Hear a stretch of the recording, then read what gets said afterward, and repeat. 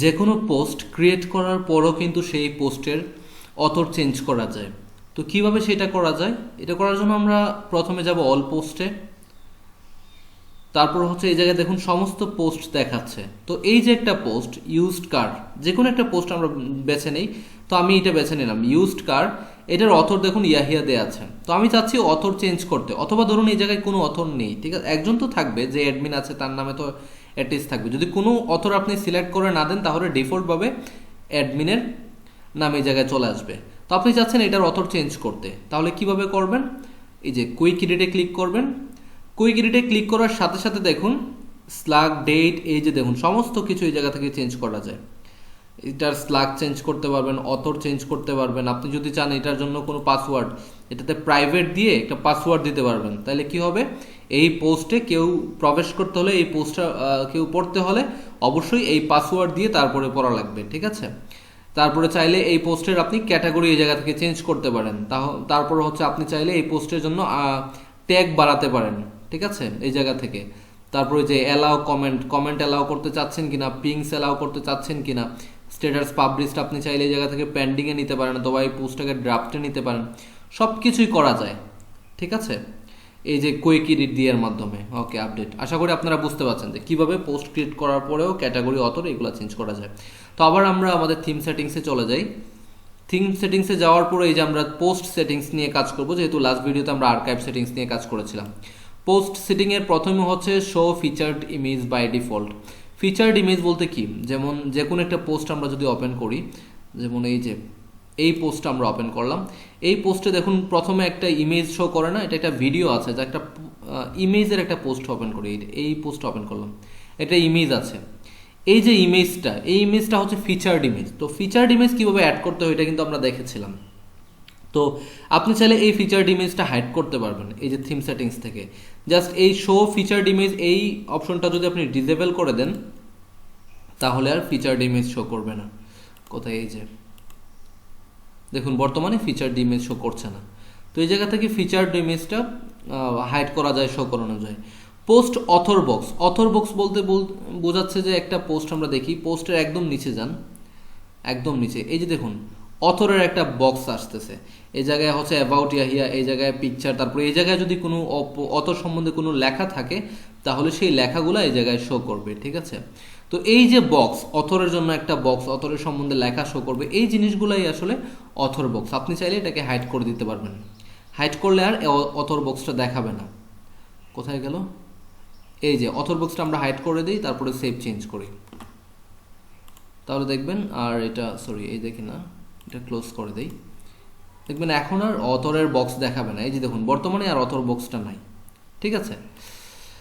ওকে, তো এখন আমরা এই যে পোস্ট সেটিংয়ের যে অপশনে কাজ করছি, এই সমস্ত অপশনগুলো আসলে পোস্টের জন্য। তো এই জায়গায় যত পোস্টই অপশনে থাকুক না কেন সবগুলো হচ্ছে পোস্টের অপশন, ঠিক আছে। এই অপশনগুলো কাজ করবে শুধুমাত্র সিঙ্গেল পোস্টে, আশা করি বুঝতে পারছেন। তারপর এই জায়গায় সমস্ত কিছু কিন্তু কাজ করে না, তো সব ফাংশনালিটি নিয়ে আমরা কাজও করব না, ম্যাক্সিমাম নিয়ে আমরা কাজ করব, ঠিক আছে। তাও সব কিছু জানবো যে কোনটা কি। তো এটা আমরা দেখলাম। আচ্ছা, এখন আপনাদের মনে প্রশ্ন আসতে পারে সেই সাথে যে অথরের যে বক্সটা আপনি যে বললেন যে অথরের লেখা, অথর সম্বন্ধে লেখা, এই অথর সম্বন্ধে আমি লেখা কীভাবে অ্যাড করবো? যেমন আপনি চাচ্ছেন অথরের কোয়ালিফিকেশন, তারপরে হচ্ছে অথর কী করে, কতটুকু আর্টিকেল লিখে তার এক্সপিরিয়েন্স, এগুলো লিখবেন। এগুলো কীভাবে লিখবেন? এগুলো লেখার জন্য আপনি জাস্ট ইউজারে গিয়ে অথরের যে প্রোফাইলটা আছে সেটা এডিট করে দিলেই হবে। আমি আবার দেখাচ্ছি যে ইউজার্সে গিয়ে অল ইউজারটা নতুন একটা ট্যাবে ওপেন করি। তারপর যেমন এই যে টেস্ট নামক যে একটা অথর আছে তার আমি এডিট করব। তাহলে কি করব, জাস্ট এডিটে ক্লিক করব। এডিটে ক্লিক করার পরেই এই যে দেখুন নিচে তার সম্বন্ধে বায়ো আছে, একটা অপশন থাকবে বায়ো নামে, এই যে তার কন্ট্যাক্ট ইনফো, তার ওয়েবসাইট, এরপরে হচ্ছে এই যে বায়োগ্রাফিক্যাল ইনফো, এই জায়গায় তার বায়োটা আপনি অ্যাড করতে পারবেন, ঠিক আছে। আশা করি এবার বুঝতে পারছেন। আপনি চাইলে কোনো কাভার ফটো আপলোড করতে পারবেন, এই যে এই জায়গা থেকে আপলোড দিয়ে কাভার ফটো আপলোড করতে পারবেন, ঠিক আছে। আশা করি বুঝতে পারছেন। ওকে, তো আমরা আবার এটা কেটে দিই। তারপর হচ্ছে next previous article. Next previous article বলতে যে কোনো একটা সিঙ্গেল পোস্ট যখন আমরা ওপেন করলাম, এই যে একটা ওপেন করেছিলাম আগে, নিচে দেখুন এই যে প্রিভিয়াস, এটা কেটে দিই, এই যে নেক্সট, এই যে প্রিভিয়াস এবং নেক্সট এই যে দুইটা বাটন, এই যে দুইটা জিনিস, এই জিনিসগুলো আপনি রাখতে চাচ্ছেন কিনা, এটা আসলে অনেক উপকারী আমরা নর্মালি রাখি এবং দেখি যে নিউজ পেপার ওয়েবসাইট বা ব্লগ ওয়েবসাইট এটা থাকে। আপনি চাইলে এটা হাইড করতে পারেন এই জায়গা থেকে। অজিমেটা হচ্ছে যখন কোনো সোশ্যাল মিডিয়াতে আপনার পোস্টটা যদি শেয়ার করেন লাইক ফেসবুকসে, তখন আপনার পোস্ট সম্বন্ধে এক্সেপশনাল বা এক্সট্রা অর্ডিনারি অন্যান্য এই পোস্ট রিলেটেড অন্যান্য ডাটাগুলো সে শো করবে। ঠিক আছে, এইটাই, আর কিছু না। এটা এই জায়গায় দরকার নাই, এই জন্য ওরা ডিফল্টভাবে এটাকে দেখুন ডিসেবল করে দিয়েছে। রিডিং পজিশন ইন্ডিকেটর এটা এই ভার্সনে কাজ করে না। সো আপাতত মনে রাখুন যে আপনি যখন যেই পোর্শনটা পড়বেন তখন সেই পোর্শনে একটা ইন্ডিকেটর দেখাবে যে আপনি এই পোর্শনটা পড়তেছেন, এরকম একটা ইন্ডিকেশন আসে।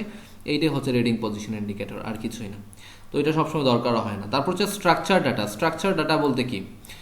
স্ট্রাকচার ডাটা বলতে হচ্ছে এই যে এইটার যে এই যে একটা পোস্টের যে সমস্ত ডাটা, এই যে পোস্টের ডাটা, এই সমস্ত ডাটাগুলোর স্ট্রাকচার শো করবে কিনা। একটা জিনিস দেখুন, এটা ডিফল্টভাবে এমনিতেই শো করে। আপনি যদি বর্তমানে ডিজেবল আছে আপনি এনেবল করে দেন, তাহলে দেখবেন এমনিতে এইগুলাই শো করবে, কোনো চেঞ্জ হবে না। দেখাচ্ছে এই যে দেখুন সব কিছু কিন্তু সেম। ঠিক আছে, নাথিং নিউ, আর কিছুই না। আশা করি বুঝতে পারছেন।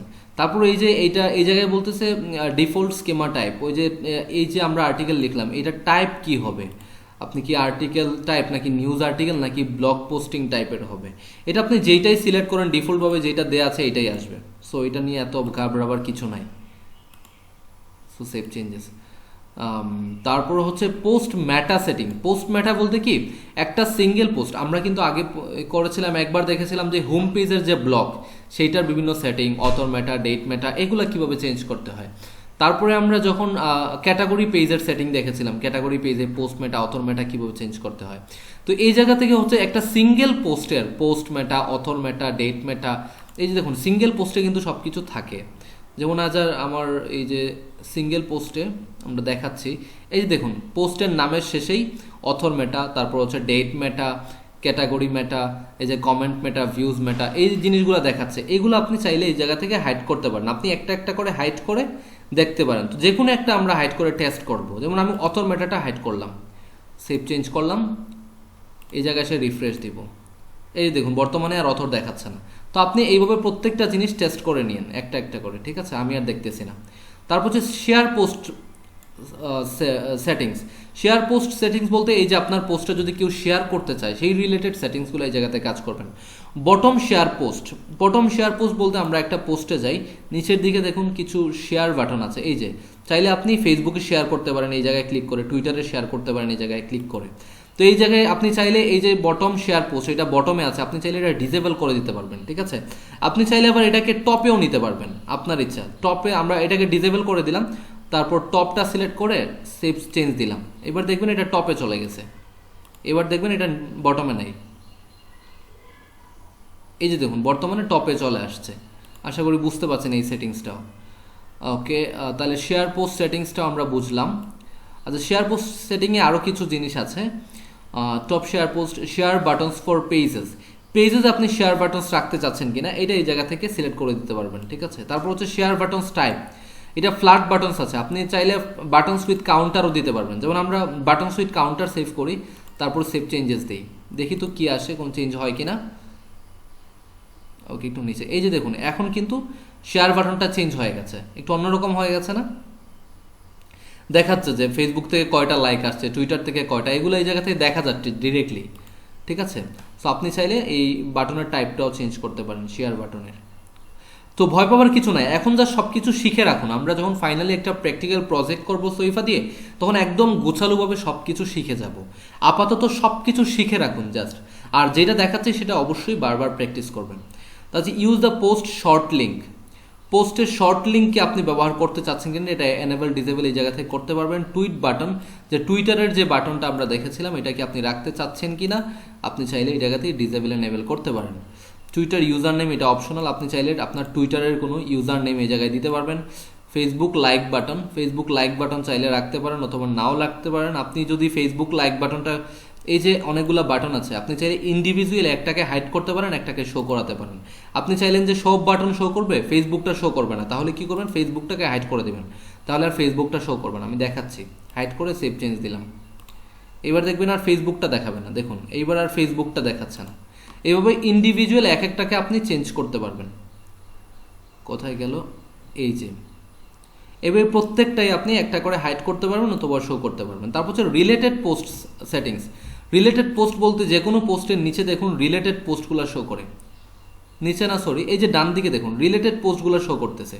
আপনি চাইলে এই রিলেটেড পোস্টগুলো শো নাও করাতে পারেন। আপনি যদি এই জায়গাতে হাইড করে দেন তাহলে এটা শো করবে না। যেমন আমরা হাইড করলাম, সেভ চেঞ্জ দিলাম, এইবার দেখবেন আর সিঙ্গেল পোস্টে কোনো রিলেটেড পোস্ট নাই। এই যে দেখুন এইবার আর রিলেটেড পোস্টটা নাই।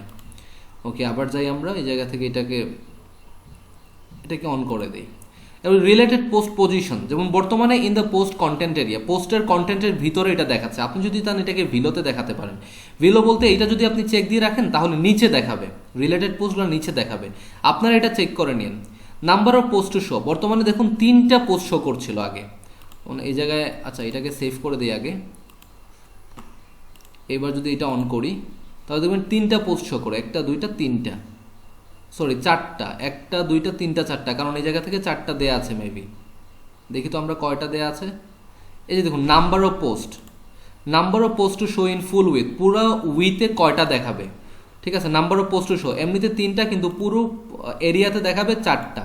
এগুলো আপনি এই জায়গা থেকে কাউন্টগুলো চেঞ্জ করতে পারবেন, ঠিক আছে। তারপর হচ্ছে query type, post in the same category, post in the same tax, অর্থাৎ এই জায়গায় যে পোস্টগুলো দেখাবে এগুলো কোন ক্যাটাগরির পোস্টগুলো দেখাবে। Post in the same category মানে কি, যে পোস্টটা আপনি পড়তেছেন এই পোস্টের ক্যাটাগরির, এই সেম ক্যাটাগরি অন্যান্য পোস্ট শো করবে, ঠিক আছে। এইভাবে আপনি এই জায়গা থেকে চেঞ্জ করতে পারেন। Post by the same author, এটা যদি সিলেক্ট করে দেন তাহলে এই অথরের অন্যান্য পোস্ট দেখাবে রিলেটেড পোস্টে, ঠিক আছে। ফ্লাই চেক অলসো বক্স, এই জিনিসটা কি আমরা একটু দেখি। এটা রিফ্রেশ দেই। একটা পোস্টের নিচে যখন যাবেন তখন একটা সময় দেখবেন একটা ফ্লাই হয় একটা পোস্টের, এই যে দেখুন ডান দিক থেকে ফ্লাই হয়ে একটা পোস্টের সাজেশন আসতেছে যে এই পোস্টও আপনি পড়তে পারবেন। তো এটা কি আপনি রাখতে চাচ্ছেন কিনা, এটা আপনি এই জায়গা থেকে চেঞ্জ করতে পারবেন, ঠিক আছে। তারপর হচ্ছে চেক অলসো বক্স পজিশনস। এই যে ফ্লাই বক্সটা আসলো এটা কি রাইটে রাখতে যাচ্ছেন না লেফটে রাখতে যাচ্ছেন। তারপরে এই যে ফ্লাই বক্সে বর্তমানে আমরা দেখছিলাম যে মাত্র একটা পোস্ট দেখাচ্ছে, আপনি চাইলে এই কাউন্টটা চেঞ্জ করতে পারেন। কিউরি টাইপ বলতে আমরা আগের মতোই এই যে এই জায়গায় যে কিউরি টাইপ নিয়ে কাজ করেছিলাম এই জায়গায় সেম, যে পোস্টটা শো করতেছে এটা কোন ক্যাটাগরির শো করবে নাকি সেম অথরের শো করবে এটা। ওকে, এটা দরকার নাই, এই জিনিসগুলো আমরা দেখে নিলাম, অর্থাৎ পোস্টের সমস্ত সেটিংস নিয়ে আমরা কাজ করে নিলাম। তো এই ভিডিও এই পর্যন্তই, নেক্সট ভিডিওতে আমরা অন্যান্য বিষয় শিখবো। সেই পর্যন্ত ভালো থাকবেন, ধন্যবাদ।